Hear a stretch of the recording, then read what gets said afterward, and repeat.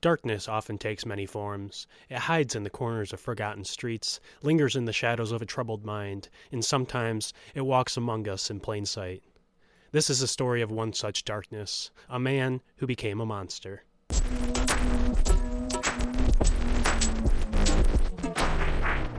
Luis Alfredo Garavito, known as La Bestia or the Beast, was not just a name whispered in fear. He was the embodiment of horror, committing atrocities that defy comprehension. Over the span of 2 decades, Garavito preyed on society's most vulnerable.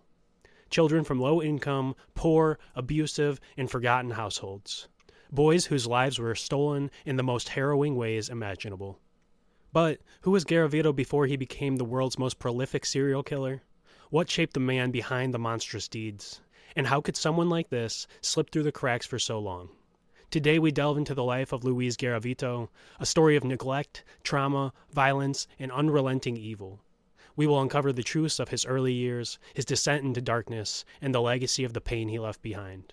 You are listening to Beneath the Shadows, and I'm your host, Travis Fenn. Thank you so much for being here with me, and join me now as we explore the chilling tale of Colombia's deranged monster, Luis Garavito.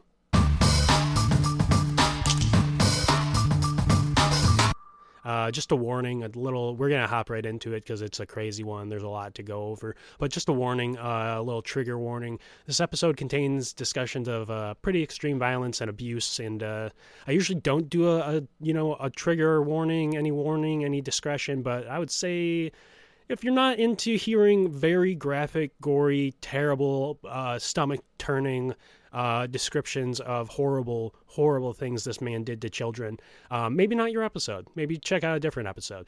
If you're into that, maybe want to get yourself checked out. If you're interested in that, maybe that's a better way to say it. If you are interested in that, though, if this is the topic that might really catch your interest, might really catch your attention, please continue on, and after or before, whenever you want to, go rate and review the show. Check us out on Instagram at Beneath the Shadows Podcast, or on Patreon at Beneath the Shadows Podcast. Either way, you can find us on those. There are going to be extra episodes on Patreon. This month is a little light, but starting next month in February, there will definitely be a lot. So, happy Wednesday, and let's get the fuck going on this.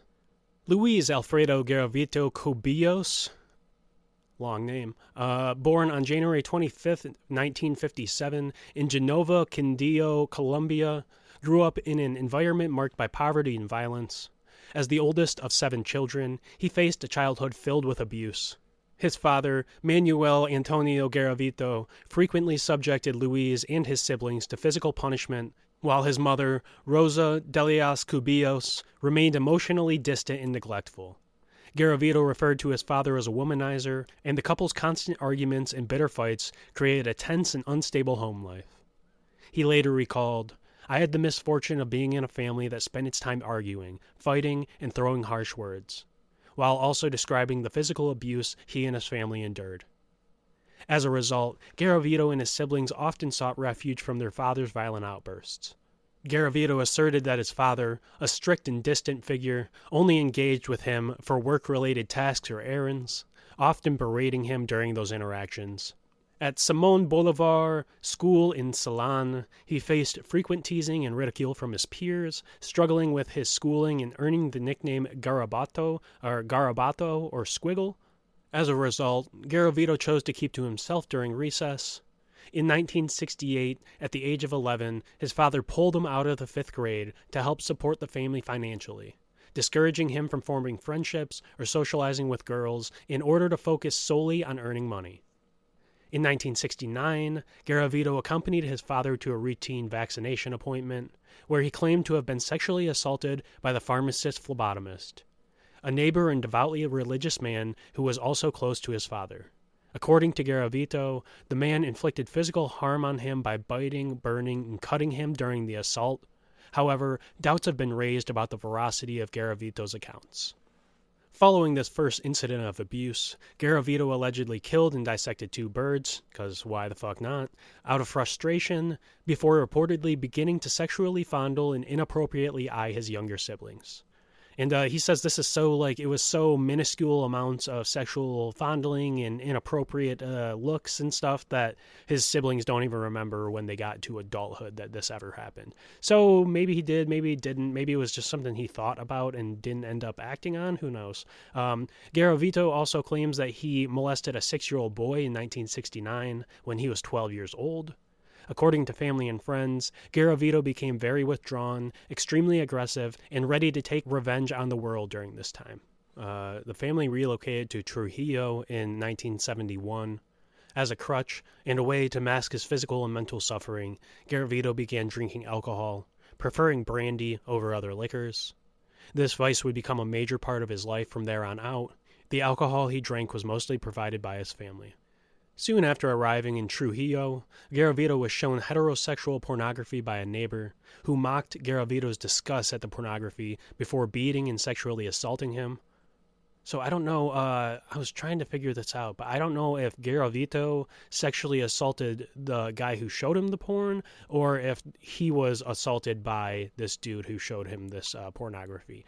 I'm not quite sure, and I could believe it either way. Garavito probably was the one who assaulted him, because as we'll find out as we go through this episode, he was the craziest motherfucker in the world, and such an incredible show of fucking psychopathy. He was so fucking sadistic. He was such a monster. It's so incredible.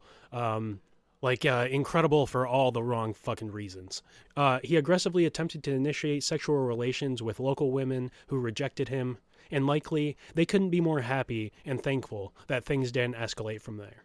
The same year, he was evicted by his mother for attempting to sodomize a 5-year-old boy, and again in 1973 at the age of 16 after an attempted assault on a 6-year-old boy at a Bogota train station. The boy wound up screaming, and Garavito was briefly detained, explaining he only wanted to lightly, quote-unquote lightly, molest the child in a response to an attempted rape charge.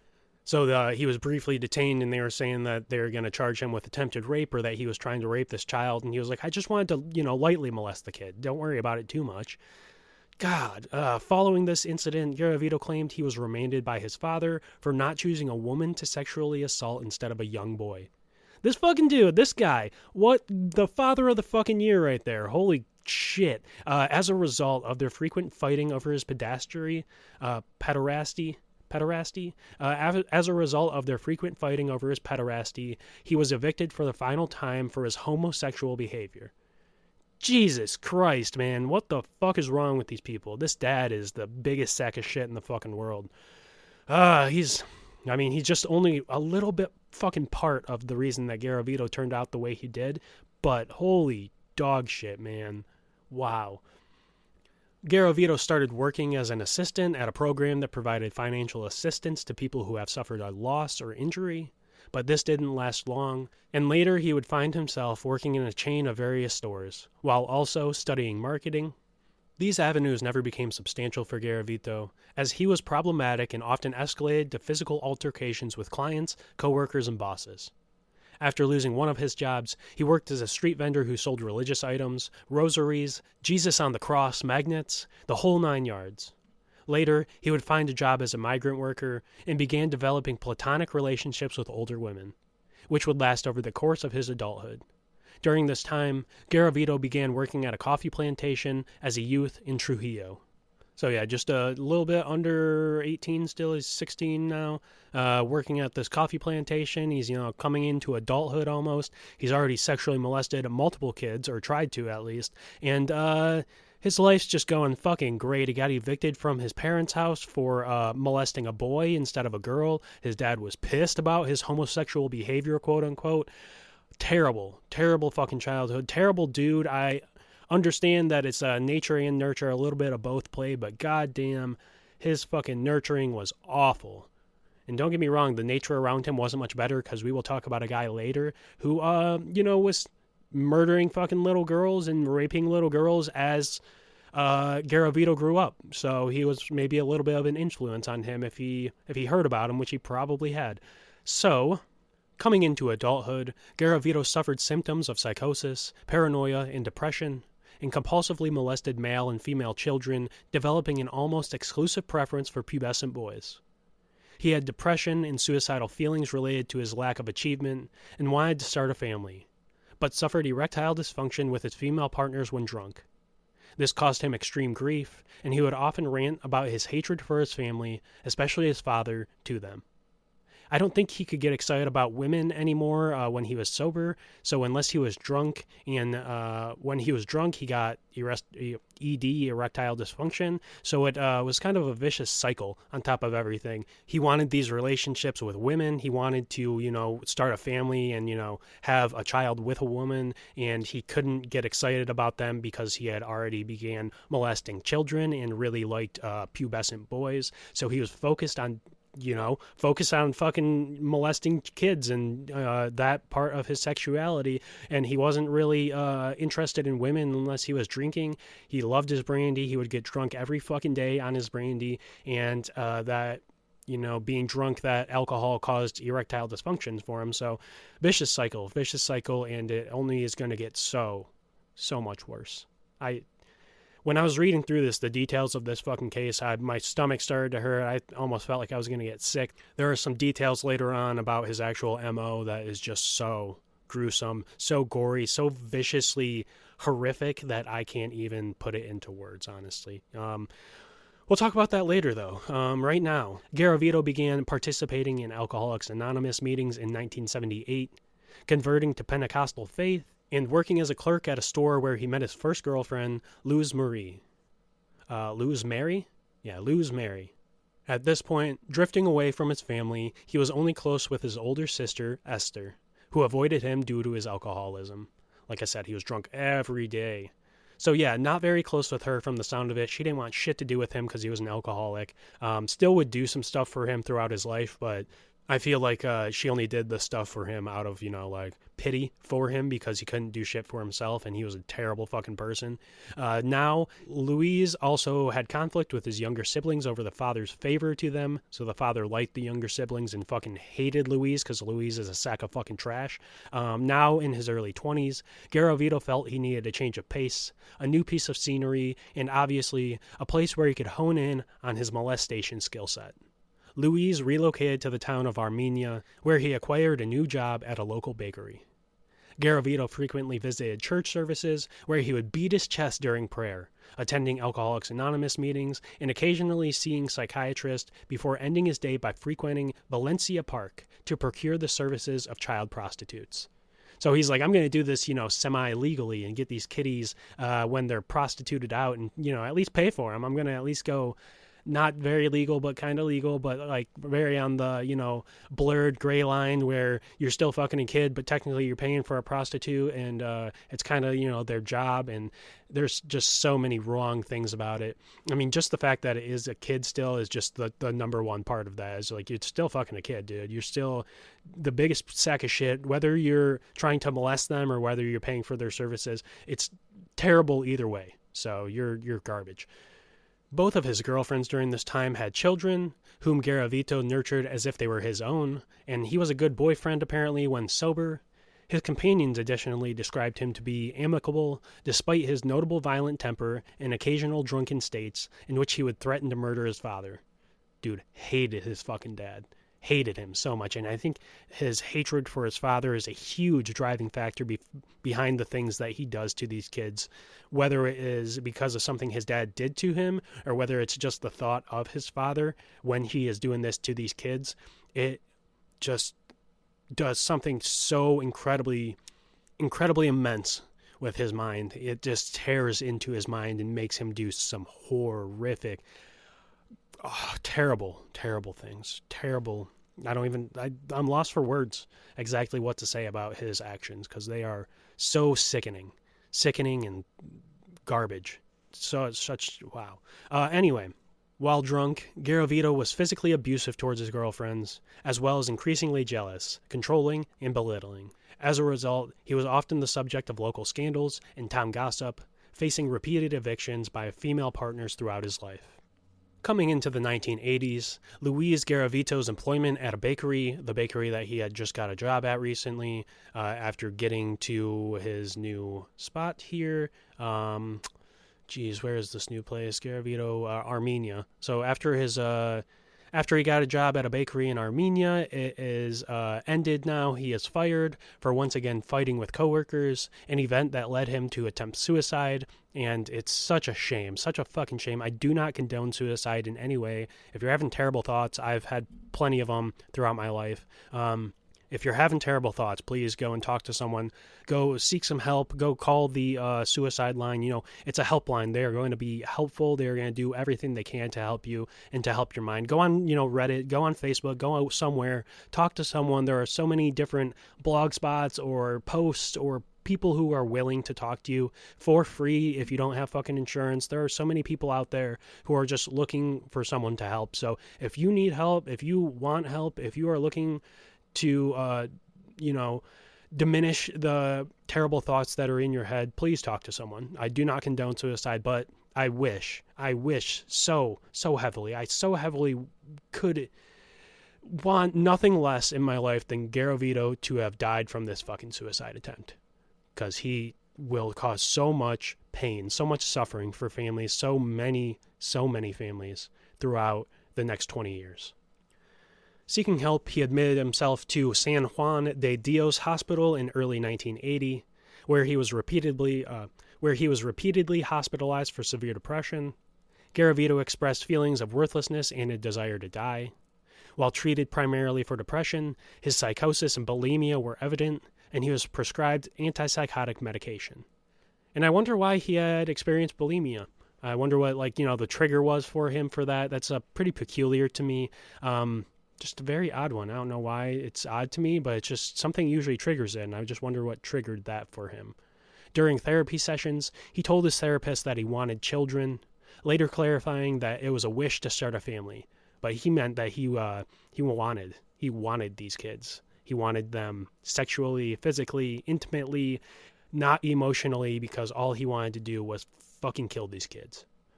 He wanted them for so many different terrifying reasons. Terrifying, terrible, horrifying, horrific, awful reasons. Later that year in 1980, Luis found work at a supermarket in Armenia where he enjoyed extended lunch breaks during 2 days of the week, Thursdays and Sundays. He began a brief relationship with a woman named Claudia at this time, who was a single mother and beautician, but their romance ended when his modest earnings couldn't meet her financial expectations, so a little bit of a gold digger, and that's probably for the better for her. She wanted stuff that he couldn't provide, and thankfully he didn't take any of that anger and pain that he had out on her. This rejection marked the beginning of a deepening darkness emerging in Garavito's life. He started using his lunch breaks to prey on street children in neighboring towns like Kimbaya and Kalarka. Also, sorry about my pronunciation on some of these. I'm going to try. I don't have guides for all of them because I, thought I would be good on some of them, but sorry about my pronunciation. He started using his lunch breaks to prey on street children in neighboring towns like Quimbaya and Kalarka, sexually assaulting them to cope with his frustrations. As his urges and impulses intensified, he needed to escalate his behavior, escalate the circumstances. So he carried razor blades, candles, and lighters to further torture these victims. He even removed one of his own teeth to facilitate biting. After each attack, Garavito would write his victim's name in a blue notebook, pray for them while pacing around his room nude and beating on his chest. Garavito sought solace and forgiveness in religion and esoteric practices. He read the Bible nightly, searching the Psalms for answers to his deviance, and began dabbling in astrology, tarot readings, and Satanism after receiving an occult book from a friend. He visited fortune tellers, but dismissed them as unknowledgeable, which I'd say, is pretty spot on, and probably the only thing I could ever agree with Luis about. Plagued by nightmares and guilt, Garavito claimed to wake up sweating sometimes, crying for his victims, only to begin laughing moments later. He would actually laugh himself back to sleep. I've never heard of laughing yourself back to sleep. I've heard of crying yourself to sleep, but to laugh yourself to sleep is pretty fucking impressive. And He apparently would wake up crying for his victims and then begin laughing about it moments later, minutes later. Don't think he actually laughed himself back to sleep, though. Maybe. You never know. He could have done that. He probably did, because he's a fucking psychopath. He became fascinated with Adolf Hitler after reading Mein Kampf, drawing parallels between their troubled childhoods, homosexual experiences, and periods of vagrancy. He expressed admiration for the Holocaust and its mass graves, telling investigators that he liked the concentration camps. Remove this human from the fucking world. It's so sad that he got to live as long as he did. I will say that for sure. In 1984, on his 27th birthday, Garavito suffered a mental breakdown and was hospitalized for 33 days. After being prescribed antipsychotic medication and referred to psychotherapy, he was released but fled to Pereira in the department of Risaralda. And so Colombia has departments, kind of like our states here in the United States. Has departments, though. There are 32 departments and a capital section, which is Bogota, and then 32 departments other than that. So after arriving to Pereira in the department of Risaralda there, he almost immediately assaulted 2 children. By this time, Garavito had abused over 100 children. So that's between fucking pretty much 1980 and 1984, a 4-year period. He's abused over 100 kids. There was a couple before that too. He tried to attack. He, attempted this, attempted that, but officially he has molested over 100 children by this point in 1984. By his 27th birthday, by the time he's fucking 27, he has molested, abused over 100 children. That's sickening. That is disgusting. That is the nastiest shit I have ever heard in my life, and it only gets worse. It only gets worse, and I hate saying that, but it gets so much worse. Despite his heinous crimes, Garavito maintained a semblance of normal life in Pereira. He started a relationship with Graciela Zabaleta, a single mother living near his psychiatric facilities. Zabaleta allowed Garavito to live with her in exchange for financial help, but he was often absent. When present, he acted protectively towards her children, though alcoholism frequently led to antisocial and violent behavior, causing Zabaleta to grow wary of him. Alcohol was surely his biggest crutch throughout life. It's a vice that would lead him to abandon his inhibitions and blatantly murder countless children. So many children. Just so many. Garavito grew to idolize domestic terrorist Campo Elias Delgado after he killed his mother and multiple others in a 1986 Bogota massacre. Inspired by Delgado's infamy, Garavito fantasized about committing a similar mass murder of his own family before taking his own life. Though he hadn't seen him in years, Garavito's hatred for his father continued to intensify. By 1988, Garavito's social circle became suspicious of his activities after seeing him drunk and in the company of young boys at local motels. So yeah, he's at local motels with young children, and they're like, what the fuck are you doing? You're getting drunk with these kids you don't know at these motels? What's going on? Though they were unaware of the extent of his crimes, they knew enough to recognize his troubling behavior. Around this time, Garavito began meticulously documenting his assaults and keeping trophies from his victims, storing them in black suitcases hidden at the homes of female acquaintances. Oh, and have I mentioned, while he has brutally tortured and raped so many kids by now, he still has yet to commit his first murder? Fuck, man. It's coming up, though. It's coming up quick here. Between 1980 and 1992, Garavito was estimated to have raped and tortured a minimum of 200 youths. 200 in 12 years! Fucking dog shit, man. What the hell is that? Holy hell shit fucks. That's, something like fucking 18 a year or something. 17, 16, I don't know. It's somewhere right around there. It's so fucked up. A period during which he had actively spent 5 years under psychiatric care, having attempted suicide several times, and he couldn't get it right. Why couldn't he get this fucking right? Wherever Garavito had resided during this time, local reports of child molestation always increased immensely. At one point during this period, while controlling a Ouija board, Garavito alleged that he entered a state of psychosis in which the devil had asked him if he would like to serve him. Answering that he would, the devil responded by saying, "Kill, that with killing many things may come." Attempting to commit his first murder on October 1st, 1992, Garavito sought a young boy who had been selling sweets and cigars to passerbys. In a state of drunkenness, he lured the youth, who he had planned on bringing to a wooded lot, to the Malia Hotel sector in Bolivar, Colombia, before he was interrupted and beaten by local police, one of whom hit him over the head with a revolver. So yeah, they saw him taking this young boy, and they're like, no fucking way, dude. Get the hell up out of here. We're going to kick your fucking ass. As Garavito bled, they stole 1,000 pesos from him, a watch, and a ring before letting him go from a local police station. Solid police corruption doing just fucking wonders for their society. Instead of, taking him in at this point and charging him with the attempted rape or murder or whatever of this child, abduction of this child, imagine the countless numbers of children's lives that could have been saved if he was arrested at this point. Just so many kids that could have been saved. Just so many children that could have been helped if he was arrested at this point, even put in prison for a fucking year or something. Just nasty police work. So corrupt. I'm not surprised. It's the fucking 80s, 90s in Colombia. A lot of corruption down there with the police force. So doesn't surprise me at all, but terrible to hear. Garavito's horrific crimes escalated as he began to feel apathy towards his previous actions. Just a sheer lack of concern for the things he had done. On October 4th, 1992, he encountered 13-year-old Juan Carlos near a bazaar. Under the influence of alcohol, as he literally always was, Garavito claimed that the moonlight reflecting on the river triggered a strange force within him, stirring childhood memories and filling him with rage. The hatred that he had for his father and his family truly fueled his anger. He stalked the boy, purchasing synthetic rope and a butcher's knife along the way. As he stalked this fucking child, he's creeping behind him, and he buys murder fucking materials as he's going.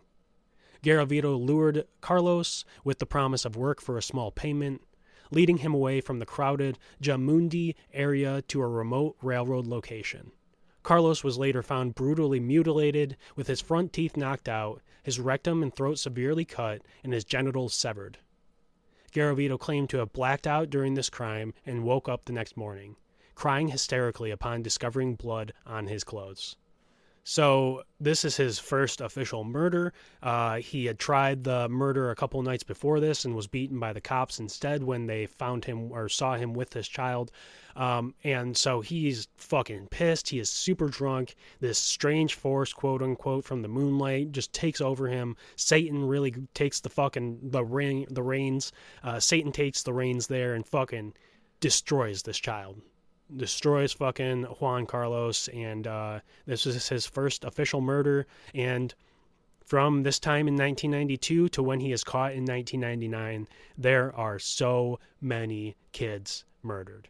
So many children get tortured and get mutilated, get dismembered, get fucking dissected, get so many things, so many fucked up fucking things happen to these kids, and it's so terrible. Garavito is such a awful, prolific, awful, horrific serial killer. All right. So October 4th was that first murder. On October 10th, 1992, Garavito traveled to Trujillo to visit his sister, Esther, the one that he sometimes talks to, isn't really close with, but is the only person from his family he keeps in contact with. Despite attempting to suppress his urges with alcohol, which I don't think actually helps, I think it intensifies his urges, he flew into a rage upon seeing a child, murdering 12-year-old Jan Alexander Penaranda. Penyaranda. Enya is the N with a tilde on top of it or above it. Jan, Jan Alexander Penaranda. On his way to his sister's house in Tulua, his spree continued, targeting and murdering youths while collecting gruesome trophies. So, after his first murder on the 4th of October, less than a week later, pretty much a week later, he decides to murder a kid while traveling to see his sister.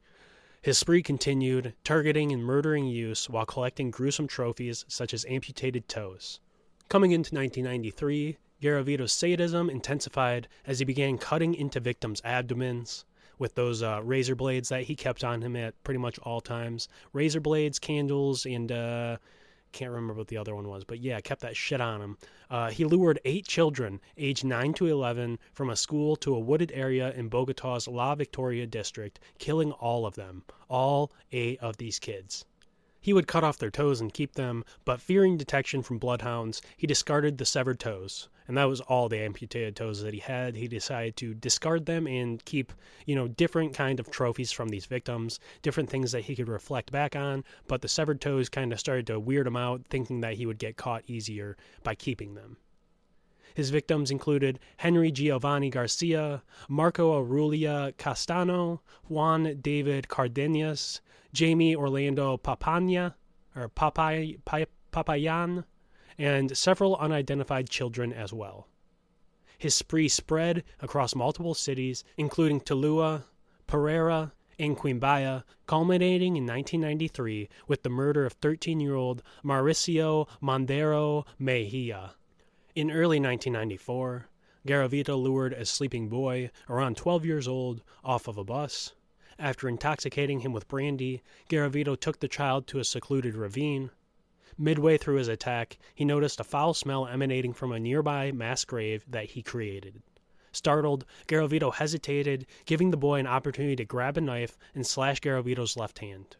Despite the boy's resistance and fighting, Garavito overpowered him and murdered him. On February 4th, 1994, Garavito encountered 13-year-old Jamie Andres Gonzalez in Bogotá Plaza de Bolivar. After being ejected from a bar for complaining about the food, Garavito lured Jamie to a sugarcane field where he assaulted him and killed him. Nearby, he found a large crucifix, a sign from a greater power, and, in a brief psychotic episode, claimed to hear a voice berating him.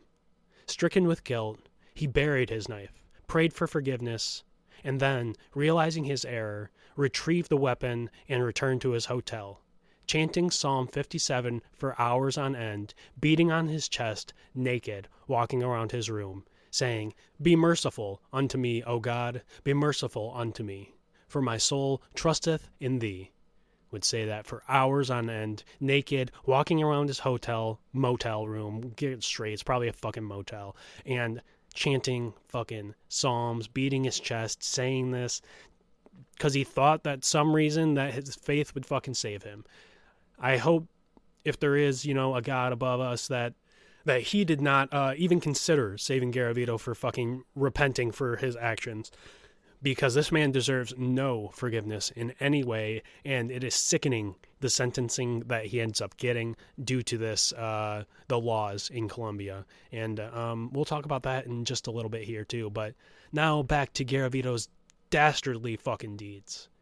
Around this time, Garavito began wearing various disguises in order to evade identification and arrest. Known locally as Goofy, a generous man who gave to children in Trujillo, locals went out of their way to keep documents for Garavito. So nice to the locals, nice to the kids around there, and kind of gets in the good graces of some people in Trujillo, at least, where his sister lives. Doesn't commit too many murders or rapes there.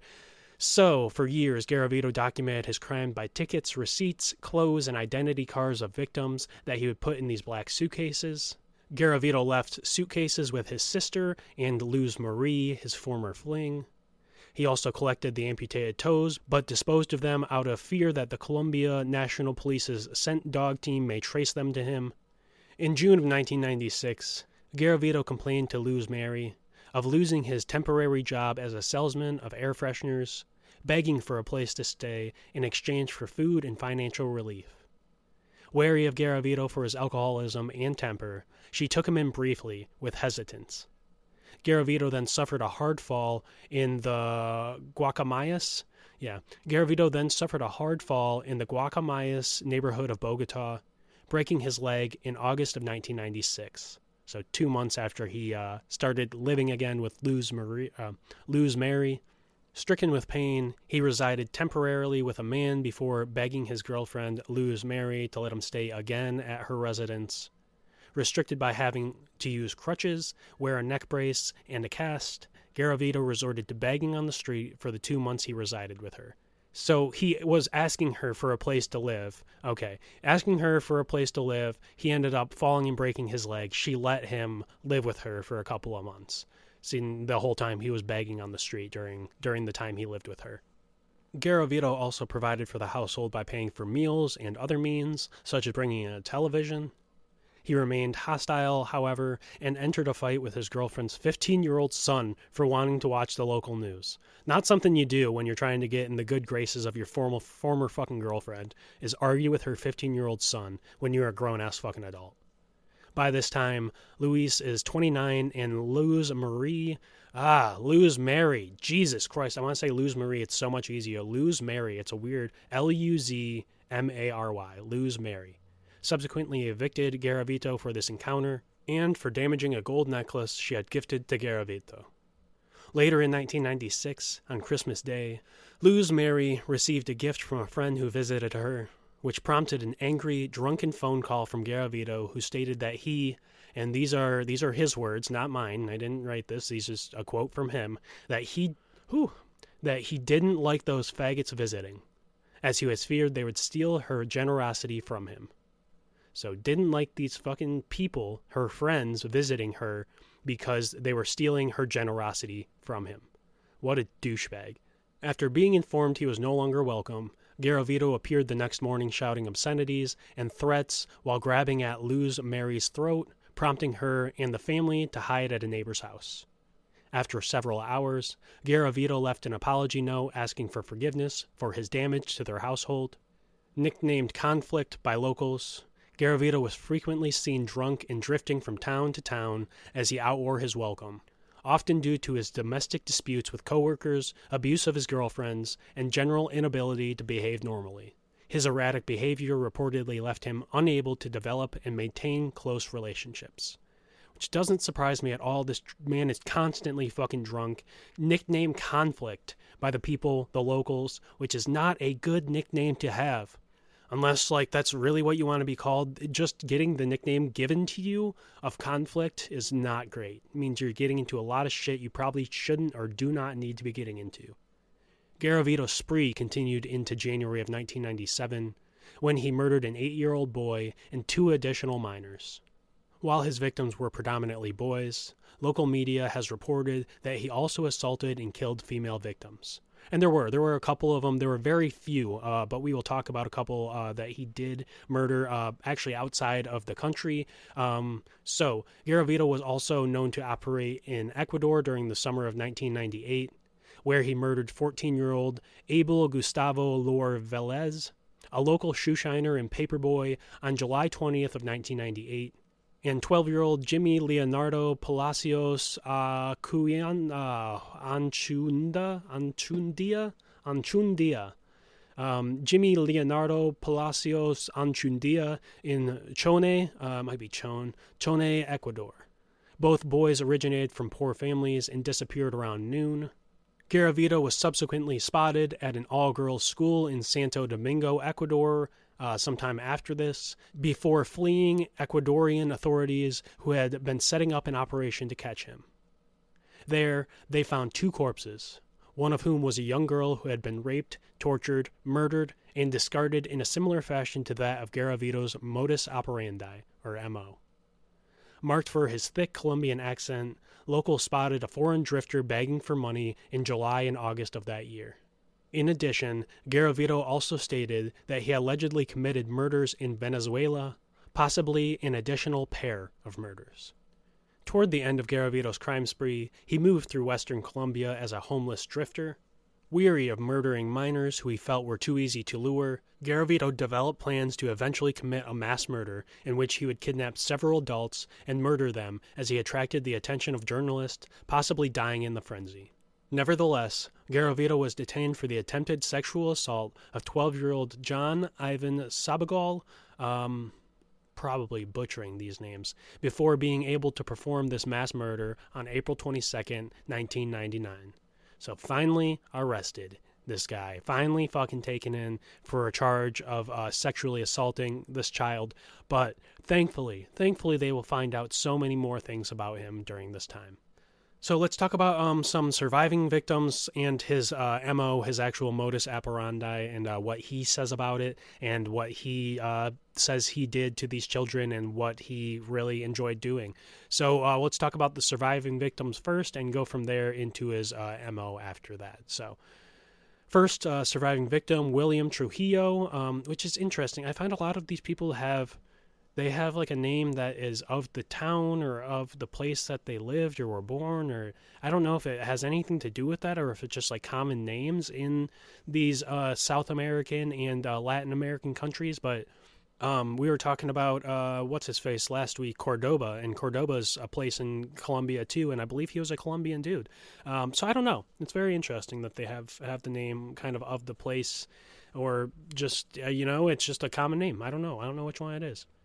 In 1979, Garavito, wielding a machete, seized victim 9-year-old William Trujillo Mora in the Valle del Cauca region as he was about to join other playing children, hugging him and threatening to kill him if he screamed. Trujillo obliged, and he was escorted by Garavito to an abandoned building where he was sexually molested and tortured for 12 hours. 12 fucking hours! When Garavito sensed that someone was near the house, he urged the child to remain silent, which he did. But, being so hammered, when Garavito finally lost consciousness from drinking, Trujillo managed to escape. Brave bastard of a kid. Terrible fucking things happening to him. So strong in the face of fucking mortifying horror. In the face of so many terrible things. In the face of a fucking monster. So strong this child is. Fucking William Trujillo Mora. Good for you. He was also interviewed and featured on the Colombian television program Los Informantes. So happy this motherfucker survived. Happy a few of these kids got away from Luis. But so numerous, so many, such an incredible amount did not. In 1988, Garavito lured an unidentified victim and sexually assaulted him near a restaurant called El Arapazo in the Alto del Rio sector of Quindíos, Calarca, a location where several bodies were later found within a 20-meter proximity of one another. 11 years later, on January 25, 1999, Garavito's 42nd birthday, and following a devastating earthquake, authorities found the owner of El Arapazo, which was reduced to rubble, who described Garavito and pointed them in his direction, saying he had known him for many years but avoided him due to his drinking problems and aggressive tendencies. In the early 1990s, Garavito approached 10-year-old Carlos Alberto in the Circasia sector of Quindío, offering him gifts and 200 pesos in exchange for work. Garavito led Carlos to the Alto de la Taza, where he amicably spoke with the child. Upon reaching a secluded hill spot, Garavito placed a knife at Carlos' throat before proceeding to bind, rape, and torture him. After doing so, Garavito asked Carlos whether he enjoyed it. Humiliated and fearful of Garavito, Carlos stated that he liked it, prompting Garavito to leave after stating, "See you next week then. That's how I like it, that you like it also." Terrible. Fucking monster. The beast, the conflict, the fucking douchebag. Garavito was all of it. It's terrible. Alright, one more surviving victim, and then we have his MO to go through before we look at his investigation, the arrest, the trial and conviction, and finally end with main marks and our final takeaways. So let's get going on this last surviving victim here. Brand Fernie Bernal Alvarez was a 16-year-old youth who worked with his father in the cockfighting business in the 1990s. While Bernal tended to the roosters in the cockpit, Garavito took him to a secluded spot by threatening him with a knife. He then proceeded to bind, sexually assault, and torture Bernal, with methods ranging from stabbing Bernal 7 times with a screwdriver as he raped him, to beating the youth until he was weak. Somehow, with strength and determination, Bernal broke free from his restraints and fled from Garavito. And he's so lucky that he did, because he was going to get fucking tortured immensely, get murdered, and would be just another fucking statistic for Garavito here. But instead he's a survivor. Instead he is, a strong fucking kid who really did a lot to save his own fucking life. So good for Brand Bernal. And now just another warning. It's about to get really, really graphic, even more graphic than it has been as we talk about his MO, his modus operandi. So just a warning to everyone. If you don't want to hear about kids getting fucking cut open and, molested at the same time, then please go and turn off the episode for just a couple minutes, or maybe fast forward about 10 minutes or so. It's about to be a lot. So Okay, so let's talk some modus operandi or operandi or however you want to say it. Modus operandi, whatever it is. I believe nope. I believe the Latin pronunciation is modus operandi from what I was looking at. And I realized I was pronouncing it wrong doing the first half of this recording here, so whatever. But I'm not a huge stickler on pronunciation. I do like to get it right, but if I pronounce something wrong, it's fucking whatever it is. I don't really care. Someone will let me know at some point.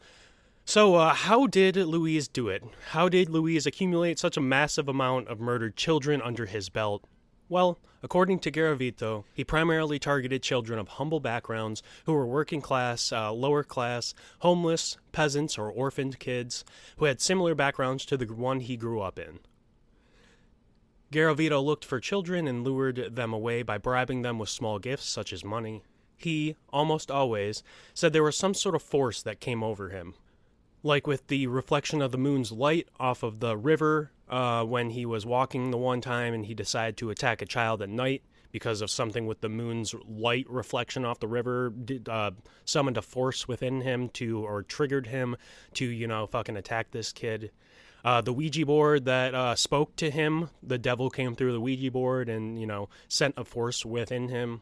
The sun glimmering off the water's surface, there was always something that triggered him. I personally believe that he was just a sadistic fucking psychopath, and he was an alcoholic pedophile who escalated to murder when he realized that inflicting pain was what really got his fucking rocks off. What really got him revved up and fucking going was hurting children, in particularly children. I think hurting people really just gave him a massive fucking boner, but I think hurting children was really what got him going, though. So he reportedly molested young boys with cute faces and blue or green eyes. Garavito himself boasted of his penchant for innocent-looking children with blondish skin and hair. Born and raised in the largely Spanish-descended Paisa region of Colombia, Garavito knew where to find victims that fit his criteria. But being terrified of the dark, he would approach them in broad daylight, public places ranging from countrysides to crowded city streets, and very rarely attacked at nighttime. He did have a couple of them, like the moonlight reflecting off the water case. Very rare, though, for him. He would often approach and, abduct these children during the day, take them to secluded spots, and fucking ravage them in so many ways. Garavito also drank brandy near school zones on evenings to wait for unwitting victims. He offered easy money for work and wore disguises ranging from a Catholic priest to a schoolteacher to an elderly man and more to increase the effectiveness of luring his victims. To prevent suspicions about his activities from developing, Garavito would change his disguise often and change his location nearly just as much. So yeah, he went from Genova to Pereira to Trujillo to fucking other place and other place and other place. It was just bouncing around this section of land in Colombia, the western part of Colombia, Bogota. There was just so many different spots this fucking dude went that were within 2-3 hours of each other, most of them within an hour of each other, just bounced around in so many different areas and caused so much pain and suffering. Once he had the trust of a child, Garavito typically walked to a secluded spot or a predetermined mass grave site with the victim. So, one of his spots that he already had other victims fucking chilling at, like the one he went to when he took a child and he realized it was starting to smell, and he was like, this isn't fucking good. I need to work on this one. He would encourage the children to talk about their personal life until they were tired and vulnerable, which then made them more comfortable, relaxed, and easier to handle. After sipping about half a bottle of brandy, which was obviously his favorite liquor, Garavito bound the children, intimidating them with a knife as he fondled and sometimes masturbated over them. According to Garavito, he made a pact with the devil, and satanic rituals were also incorporated into the murders of these children, who were apparent blood sacrifices. The children were often molested and tortured simultaneously for prolonged periods. Victims were frequently stabbed with a screwdriver in the buttocks, hands, and feet. Holy fuck. Oh, wow. They would have their buttocks flayed with broken blades that Garavito placed between his fingers. He would just cut fucking chunks, skin chunks off their asses as he was molesting them. Sometimes, when alive, Garavito would sever their genitals and place them in the child's mouth. What the fuck is wrong with this dude? Holy shit balls.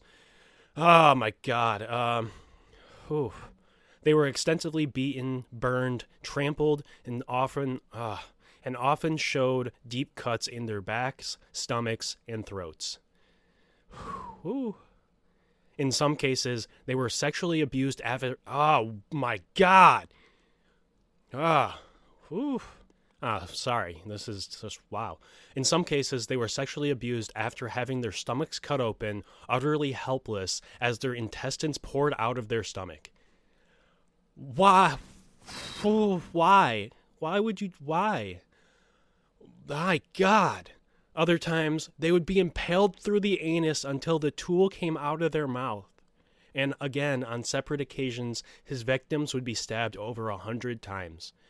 Fucking Louise the Impaler? What is this?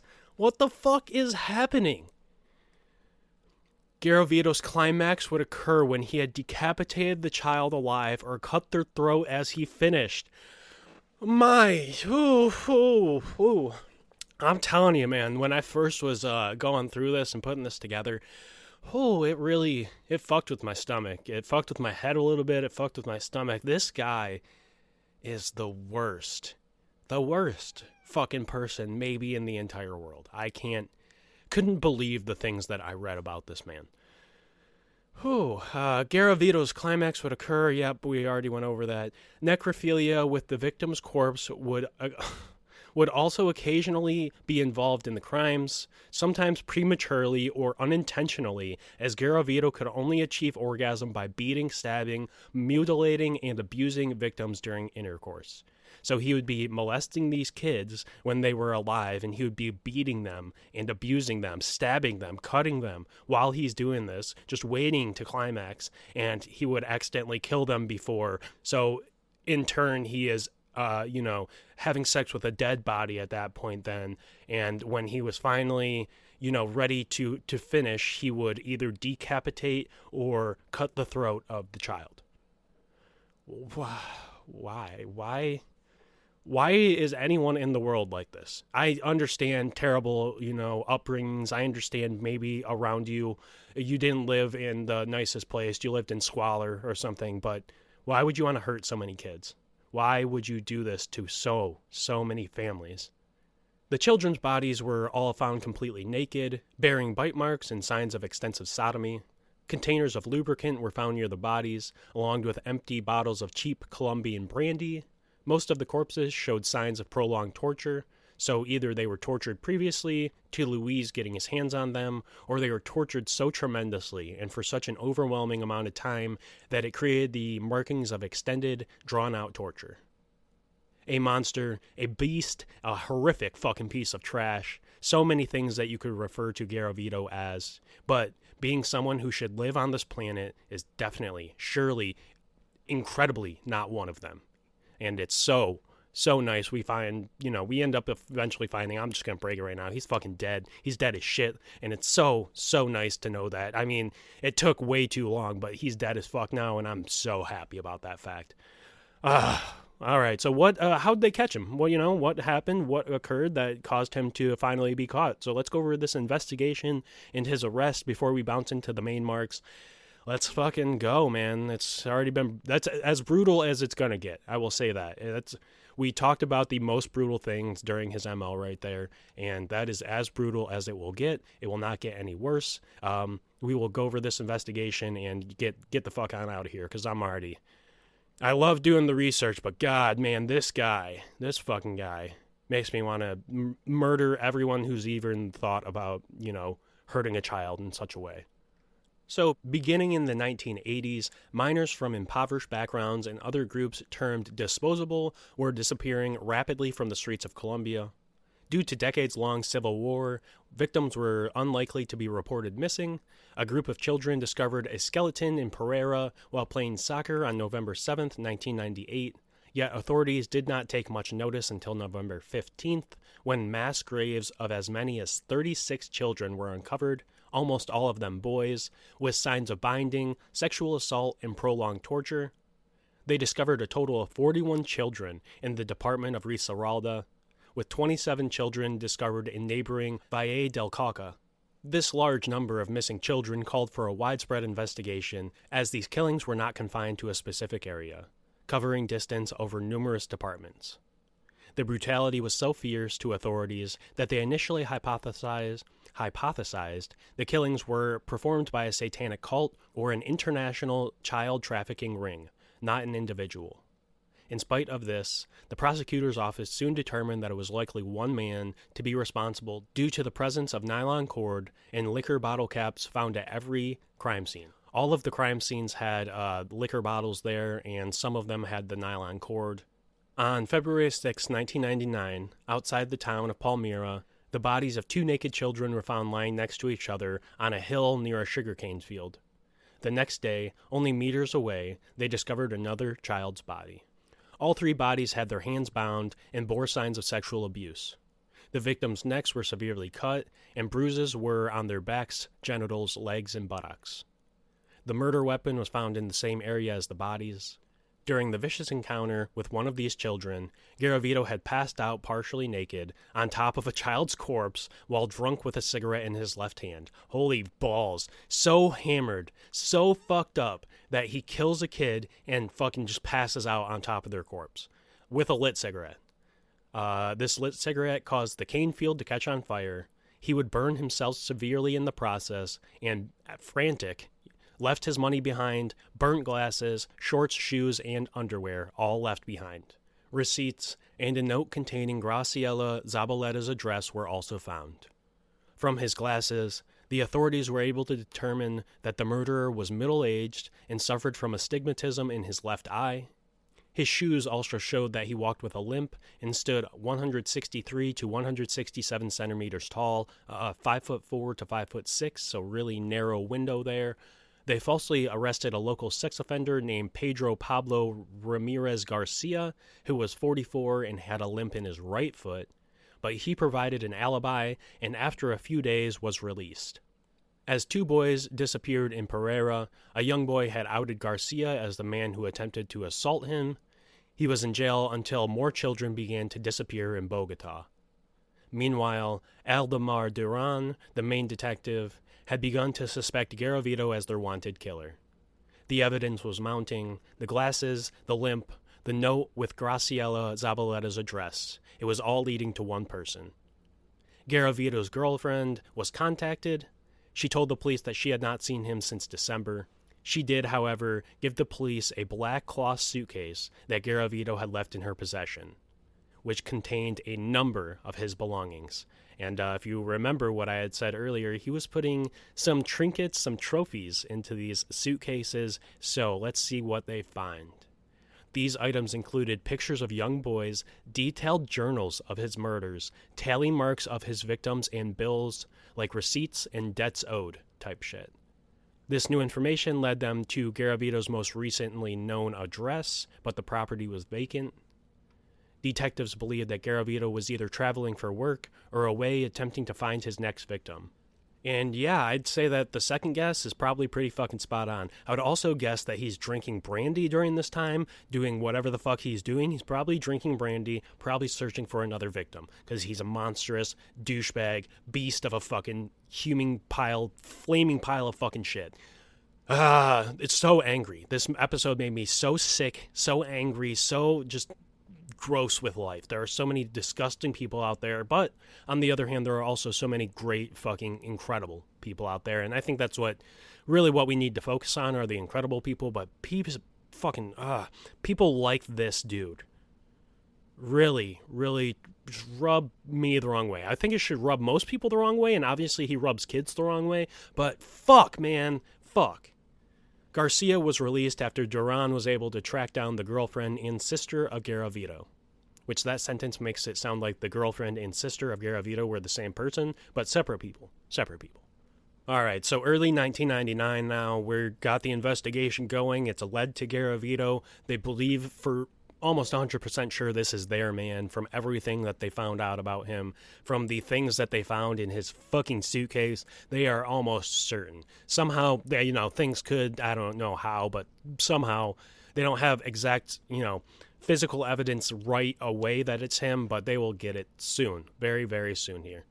His arrest. Garavito was picked up by local police just days later on an unrelated charge of attempted rape against a 12-year-old John Ivan Sabagal. On April 22, 1999, Garavito was drinking brandy in the evening when he encountered Sabagal selling lottery tickets in the city of Villavicencio. Love that word. Villavicencio. Villavicencio. Villavicencio. Introducing himself as Bonifacio Moreira Lizcano, a local politician, Garavito proceeded to seize Sabagal with a knife before threatening him to keep the child silent. Pretending to hug Sabagal, Garavito escorted him into a taxi before forcing him to climb a barbed wire fence that led to a secluded hillside. At this location, Garavito proceeded to bind Sabagal while repeatedly screaming, "Am I a sadist?"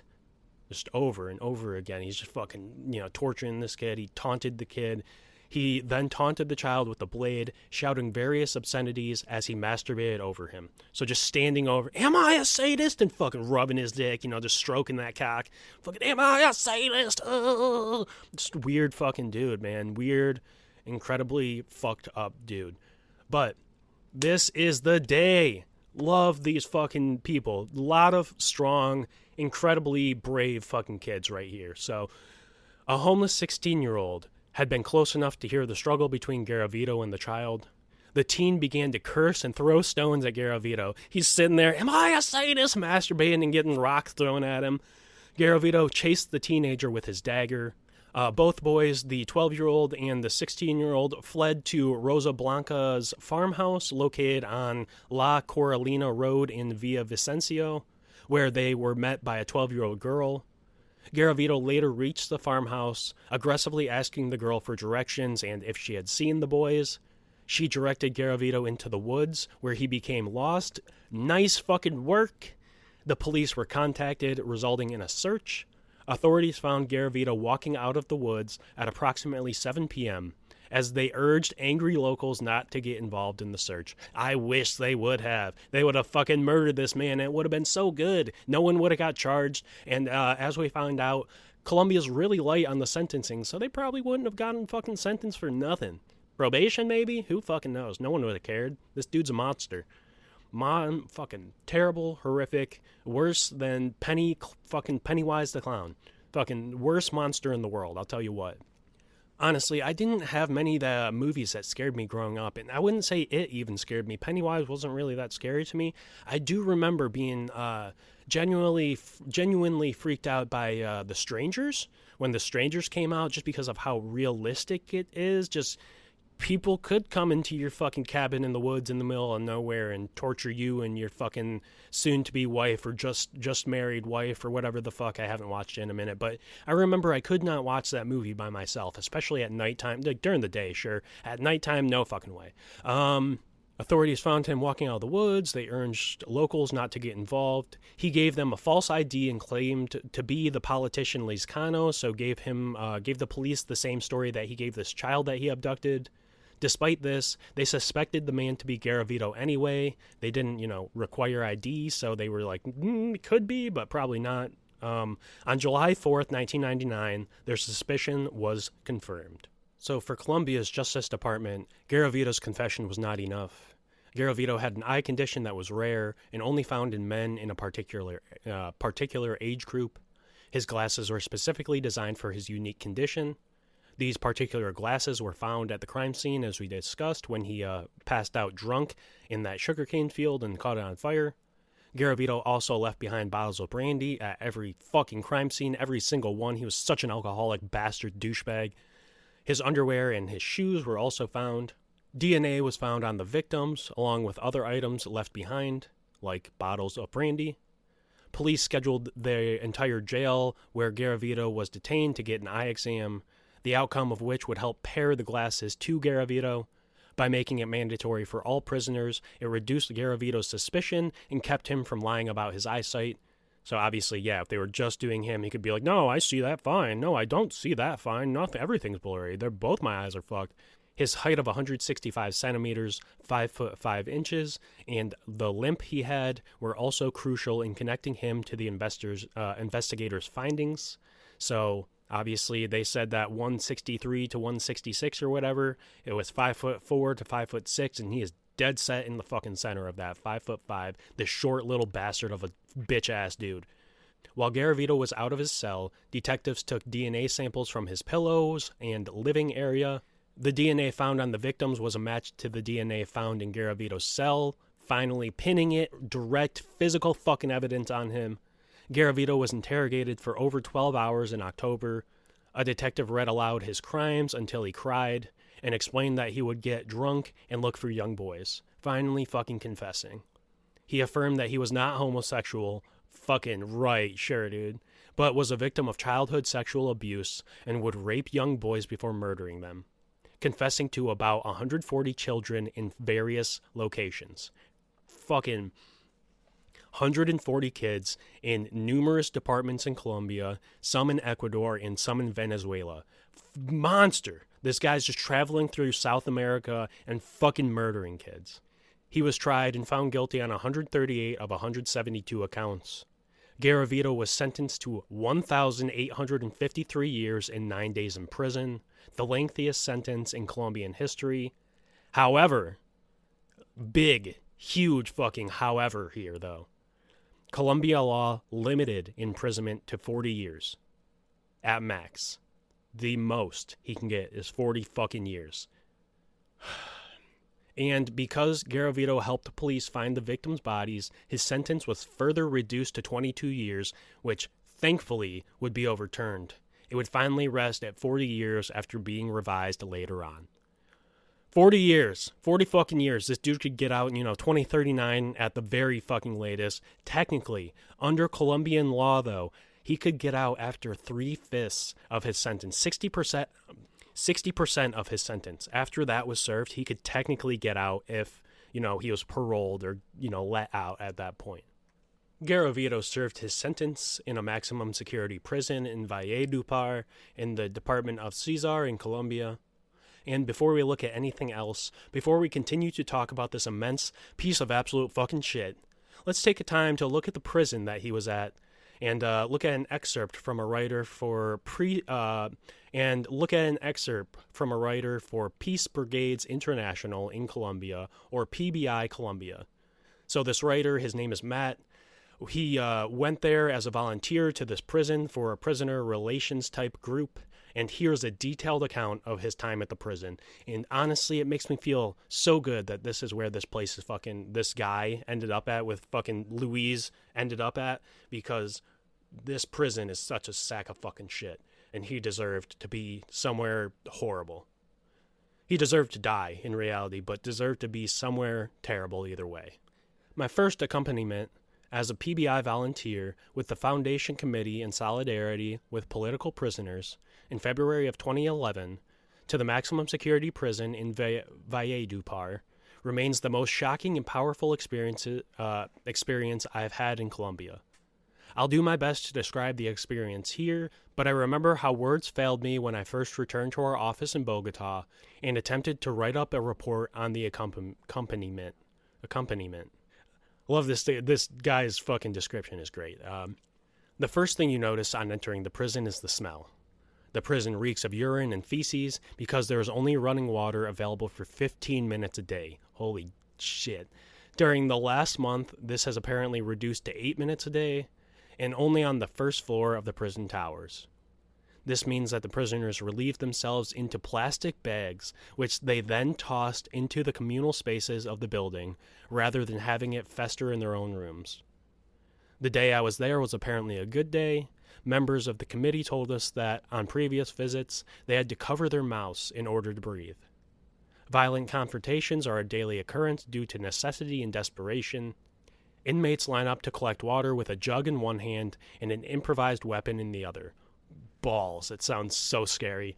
Being a guard there, which doesn't sound like they have too many of them, but God, it sounds terrifying. And this guy's just going there to fucking help. He's a volunteer. This sounds awful. Awful. The second thing you notice is the overcrowding. The patios are jammed with bodies exposed to the elements, and the passageways have mattresses occupied by the bodies of recently arrived inmates who have yet to be assigned a cell. The prison guards do not enter the patios as it's simply too dangerous. I believe that. As for me, the inmates all want my attention. They want to know who I am and if I am with the Red Cross.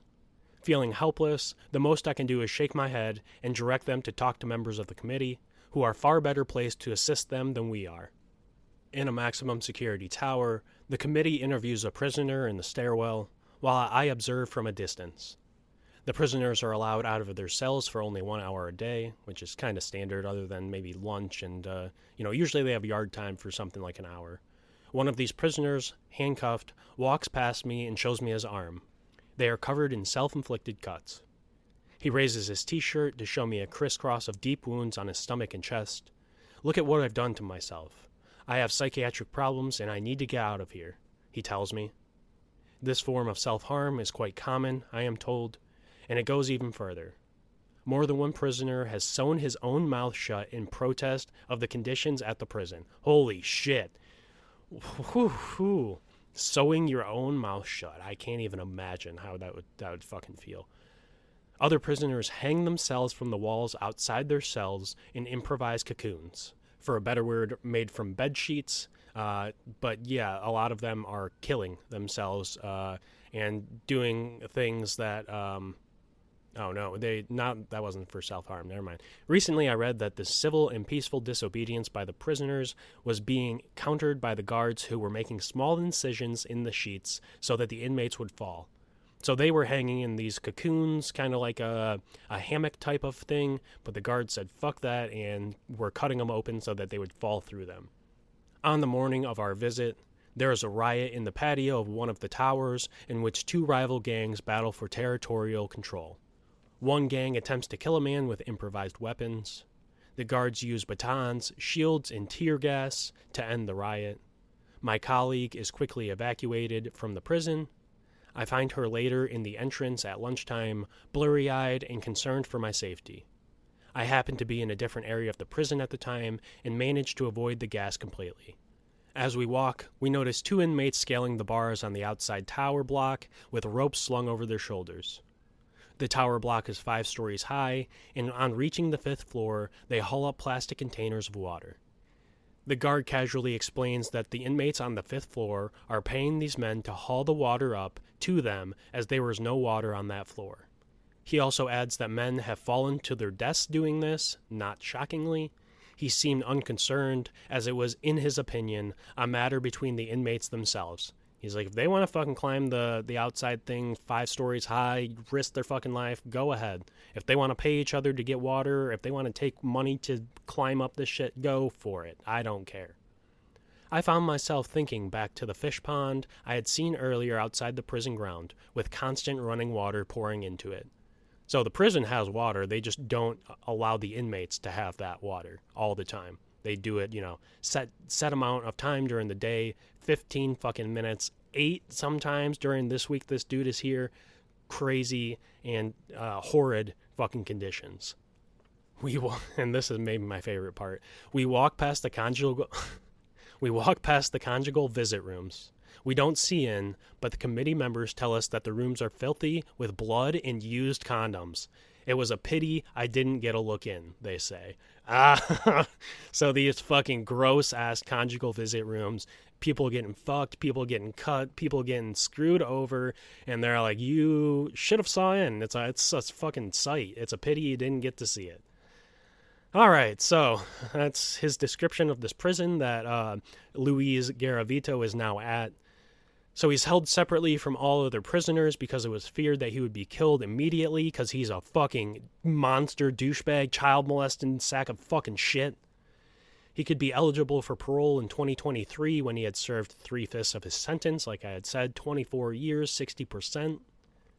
In 2021, a judge blocked a request to release Garavito early for good behavior on grounds that he had not paid a fine for his victims. He did not, serve the time that really was required to show that he had, paid for his crimes. So he had not served him enough time to pay for his crimes, is what the judge said, and I couldn't agree less. No amount of time would be enough for this man. The 1,800 and whatever years he was initially sentenced to, not enough time for this fucking dude to serve. He should have been killed pretty much immediately. They should have gave him the death sentence. Unfortunately, Colombia doesn't have that, but he should have fucking got it. Still, though, at this point, Garavito remained hopeful, having expressed to Colombian Senator Carlos Moreno de Caro his apparent plans to enter Colombian Congress, enter the ministry as a Pentecostal pastor, and marry a woman, any woman, in the hope that he would be able to use this newfound power to help abused children upon his release. What the fuck are you talking about, Luis? You're not going to get into fucking Congress. You're not going to help abused children after you're released. You would fucking abuse them more. No one should allow you even within a billion miles of a fucking kid. You should never be allowed out. What are you talking about? Garavito, though, thankfully suffered from severe eye cancer and leukemia, which left him blind, weak, and fatigued, requiring daily blood transfusions. Thank the Lord. Thank you. Bad shit's happening to this dude, finally. He spent most of his time making handcuffs, bracelets, earrings, and necklaces in the medical unit of Valledupar's prison. Psychiatrists diagnosed him with antisocial personality disorder and noted narcissistic personality traits. Luis Garavito would die at a hospital in Valledupar on October 12, 2023, at the age of 66. Lived way too long. Lived so much life. He took so many fucking kids' lives, and he lived for so long. It's such a shame, such a terrible disappointment, but so thankful that he died in prison where he fucking belonged. Many Colombian citizens were outraged and criticized the possibility of Garavito's early release, as they fucking rightfully should have. In recent years, Colombians have increasingly felt that Garavito's sentence was not sufficient punishment for his crimes, especially after being hit with such an elaborate sentence length. Yeah, he was sentenced to, 1,800-something years, but they're like, you're going to serve 40. That seems reasonable, yeah. Fuckheads, fucking douchebags. It pisses me off so much. He pisses me off. Colombian government fucking pisses me off so much. I mean, if you're a serial killer, though, I guess it's cool for you. If you're fucking looking to do these crimes, go to Colombia, go to somewhere that has a maximum sentence length that's fucking short. You can kill a lot of people and still get sentenced to fucking short amount of time, I'll tell you what. Don't go do that, but if you're thinking about it, you consider it. Some argue he deserved either life in prison or the death penalty. Thankfully, he technically got life in prison. He was there until he died. I think he should have got a death penalty and been fucking slaughtered in front of the public immediately. Should have taken him to the fucking gallows and hung him, or shot him, slowly starting in the... No, you know what? Let's flay off this fucking dude's skin. How about that? Let's flay his skin and let everyone watch and throw dirt at him until he is so infected that he fucking dies. Instead, he had a very realistic chance of getting out of prison if his health would have sustained him. If he would have stayed healthy, he could have gotten out very, very soon. He probably would be out right now. He was, looking to get out in 2021 early. He was looking to get out in 2023 when he was sick. He could have gotten out, and I wouldn't be surprised if he would have. Thankfully, he fucking died. Colombian law had no provision or method to impose a sentence longer than what Garavito received, the maximum of 40 years, which was seen as a deficiency in the law caused by the failure to address the possibility of a serial killer in Colombian society. And yeah, serial killers were very taboo at this time in Colombia. It was a subject that wasn't really brought up and people didn't believe in as much. If you watch the HBO series Garavito, the Serial Beast, they discuss this in the first episode. The detective was saying how he thought it might have been a serial killer, but he was almost embarrassed to mention it. He was nervous to mention it, more or less, to insist that there was the work of the serial killer to his higher ups. He was worried about being fucking laughed at for mentioning it, which is crazy. The law has now increased the maximum penalty for such crimes to 60 years, which thankfully is much more reasonable. but still should not, the maximum should be at least 100 fucking years. Just make it life, make it as maximum as fucking possible. Why would someone be able to get out? Still, 60% of that is 36 years. Someone could serve 36 years and get out for murdering 100 fucking people. That is absurd. That is the stupidest shit I've ever fucking heard in my life. I'm like so angry because of this episode. All right, let's take a moment to digest all of the information we've received. Let's let our stomachs settle as all of this horrific shit processes through our noggins, through our brains, through our skulls. And let's look at today's main marks.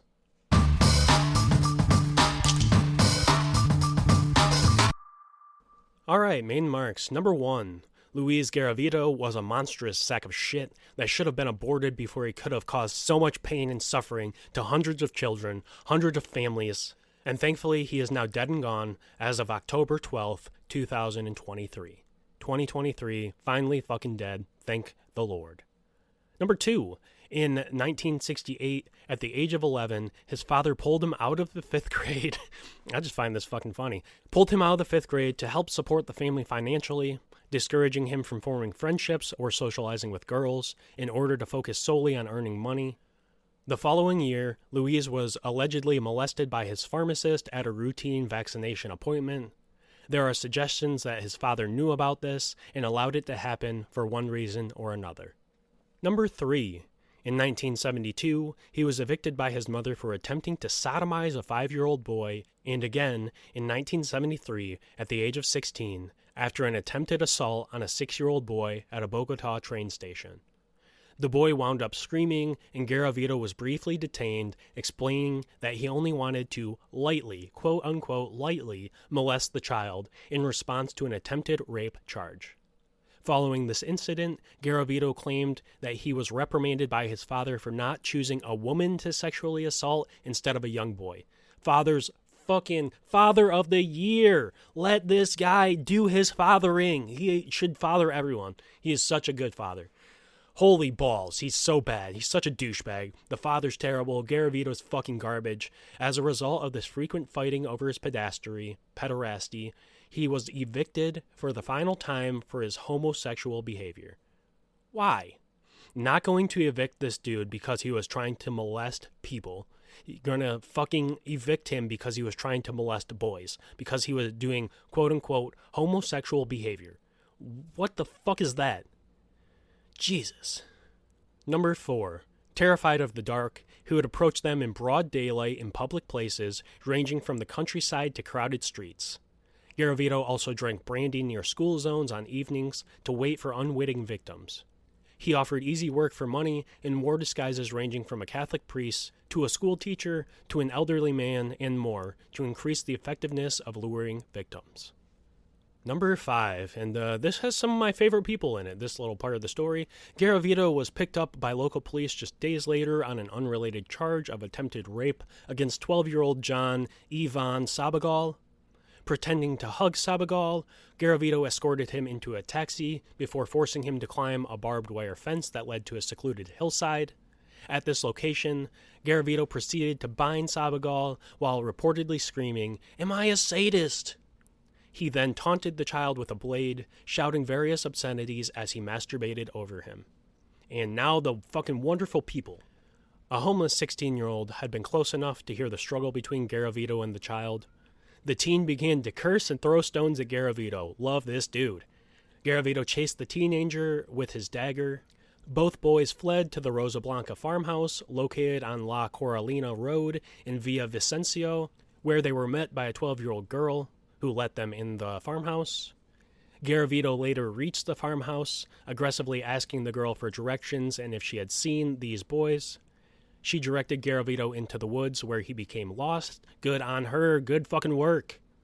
The police were contacted, resulting in a search. Authorities found Garavito walking off the woods at approximately 7 p.m. They would urge angry locals to not get involved in the search. He gave them a false ID and claimed to be the politician Lizcano that he told the kid he was.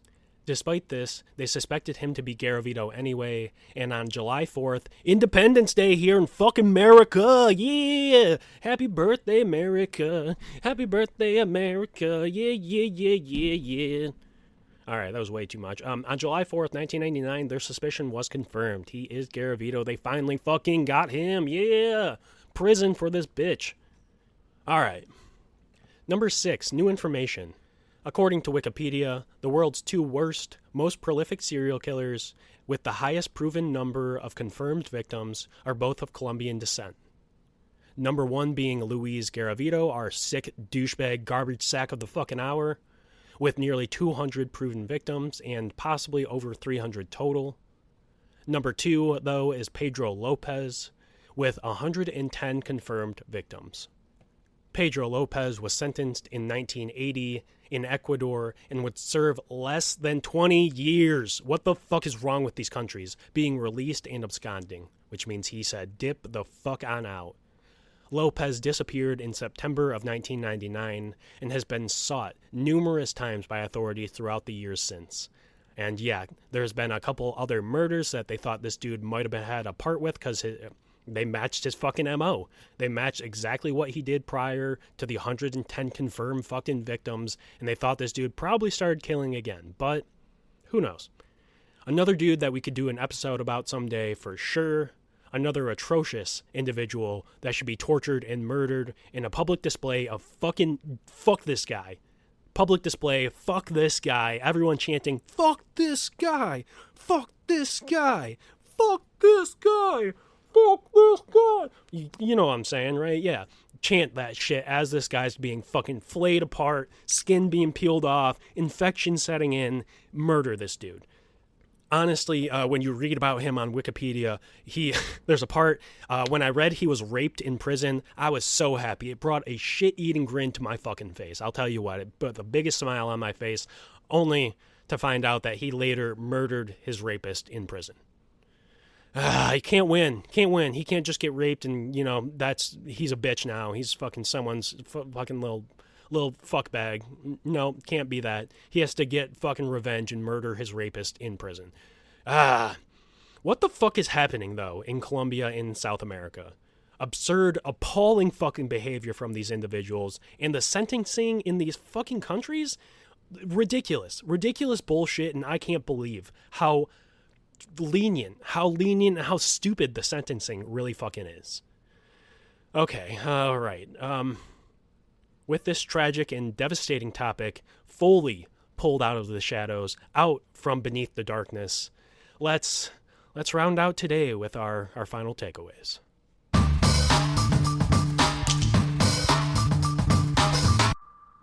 So thank you for joining me on this dark, gruesome, and unsettling journey into the life and crimes of Luis Garavito.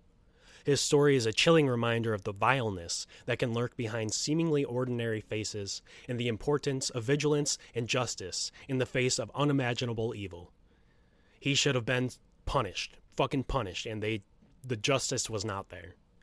If you found this episode intriguing, you're a sick son of a bitch, and I love you so much. Thank you for being here. Be sure to follow us on Instagram at Beneath the Shadows Podcast for updates, behind-the-scenes content, and discussions about our latest episodes. I'm going to try to start every week putting the little preview part at least a day before so you can listen kind of to a preview to see what the episode's going to be like.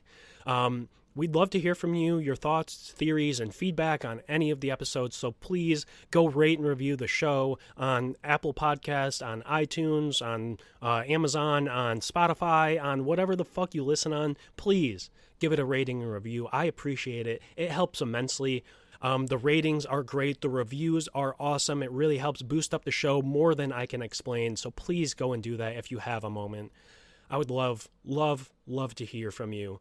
For more exclusive content, including bi-weekly bonus episodes and early access to new content, head on over to our Patreon page at patreon.com/beneaththeshadows. That's patreon.com/beneaththeshadows, and become a member of the growing community. I'd appreciate it. There will be an episode released every other week starting in February. I tried to start it. I got a little caught up with the holidays. I'm going to get back to it. I'm really getting things in order and pushing to make this the best show possible. I do this all by myself, and it takes a lot. It takes a lot to do this, to also work a full-time job to make enough money to pay my bills, to pay for the things I need for this show, while also just taking my time and my effort to put it in. So if you could support by going to Patreon, that would be incredible. I am also going to have a website up soon here in the next couple of weeks. I am working on WordPress to get something put together, so you could go to my website and click on like Amazon affiliate links to help with getting a little money if you're going to do some Amazon shopping. You could go to a PayPal link to just donate a little bit of cash, something of that nature. You could listen to all of the episodes on that website. I'm going to put together this whole website that hopefully can be a one-stop shop for every little thing about this podcast. I would love to hear from you, would love some feedback. If any of you are interested in helping in any way, please suggest that. Also, you can throw out suggestions, you can throw out some research support, or if you just want to throw out topic ideas, please connect with me. Feel free to email me at beneaththeshadowspodcast@gmail.com, because I would love to connect with you. I would love to read some viewer updates at the end of the show here, and that's, I think, about it. We do have a TikTok also, but it sounds like TikTok's going to be going away, so probably don't follow us there. But check out the Instagram. I might get a Facebook going also, because I know there are still a lot of people who use Facebook. And beyond that, next week we are going to be taking a look at the life, the rise and the fall of Roscoe Fatty Arbuckle, a vaudeville actor in the early 1900s who had a very astonishing career, had a very quick, fast, and upcoming career that was knocked right off the tracks by an accusation that turned out to be false, something that ruined the rest of his film career. So let's talk about him. Let's talk about Roscoe Fatty Arbuckle next week here on Beneath the Shadows. And beyond that, just again, thank you for joining. Thank you for listening to the episode. I know it was a hard one to get through. So much disturbing fucking stuff happening with Luis Garavito. But remember, stay curious, stay vigilant, and as always, keep exploring what lies beneath the shadows. Peace out, everyone. Bow, chicka, wow, wow. Bow, bow, chicka,